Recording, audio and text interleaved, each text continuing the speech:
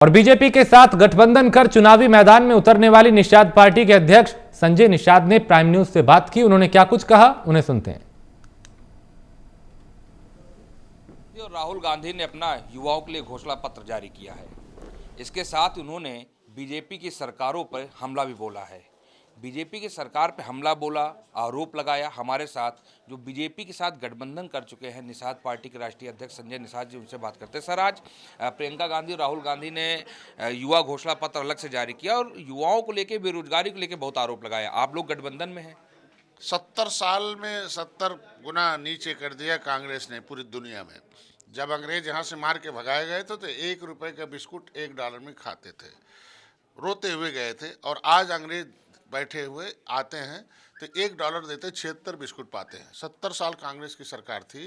कैसे मेरा रुपया अमेरिका चला गया, कैसे अमेरिका मजबूत हो गया, कौन सी विदेश नीति बनी? क्यों नीयत खराब है, कुछ अलग होती है। उन्होंने पंचवर्षीय योजना बनाई। पहली उन्होंने कहा था इतने हम गरीबी ख़त्म कर देंगे, गरीबी बढ़ती गई। फिर 10 वर्षीय योजना बनी, योजना ही बनती रही हमेशा, और योजना बनाती रही और गरीबी बढ़ाती रही। इसके मतलब ये योजना आयोग नहीं है, इनके साथ धोखा आयोग अपना।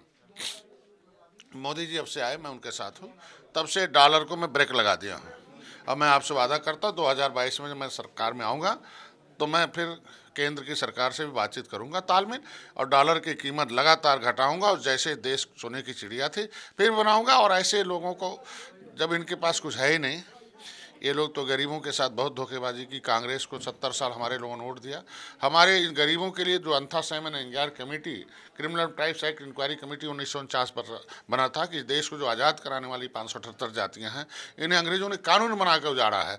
इन्हें 74 प्रकार की विशेष व्यवस्था दिया जाए और इन्हें विकास की मुख्यधारा में लाने के लिए इन्हें SC ST से भी खराब है, उनकी सुविधाएँ दी जाएँ। उस फाइल को मीरा कुमारी ने कूड़ेदान में डाल दिया और 578 जाति गुस्से में आए तो कांग्रेस को भी कूड़ेदान में डाल दिया। आज देख लो किस तरीके से है। अब तो लोग कांग्रेस का बटन दबाने से घृणा करते हैं ना, कि बटन यहाँ दबाएंगे रुपया विदेश चला जाएगा, बटन यहाँ दबाएंगे नौकरी हमारी खत्म हो जाएगी, बटन दबाएंगे तो उनके चंगू मंगू हीरो हो जाएंगे, गांव की जनता जीरो हो जाएगी।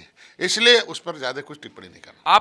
आप निषाद समाज के लिए काफ़ी ज़्यादा लड़ते रहते हैं। जो मांगे आपने रखी हैं, क्या लगता है कि वो मांगे अब पूरी हो जाएंगी? हमारी मांगे भारतीय जनता पार्टी का एजेंडा है।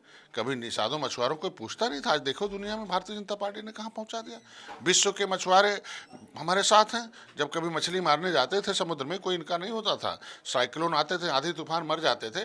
मैंने मोदी जी से कहा कि भाई वो भी देश के नागरिक हैं। उन्होंने तुरंत टेक्नोलॉजी दिया कि अब कोई भी साइक्लोन आएगा, आंधी तूफान आएगा, मछुआरा पहले जान जाएगा और सुरक्षित स्थान पर आ जाएगा। मत्स्य मंत्रालय अलग कर दिया। 20,000 करोड़ रुपये बजट में सबसे पहले हिस्सेदारी दी। निषाद राज का किला इलाहाबाद में है, जहाँ श्रृंगेरपुर धाम है।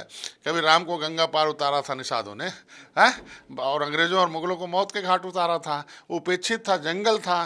कभी वहाँ राम जब गए थे तो निषाद राज ने अपनी सेना दी थी श्रीलंका पर विजय प्राप्त करने के लिए, और राम के कैबिनेट में निषाद राज जब आए थे तो राम राज आया था।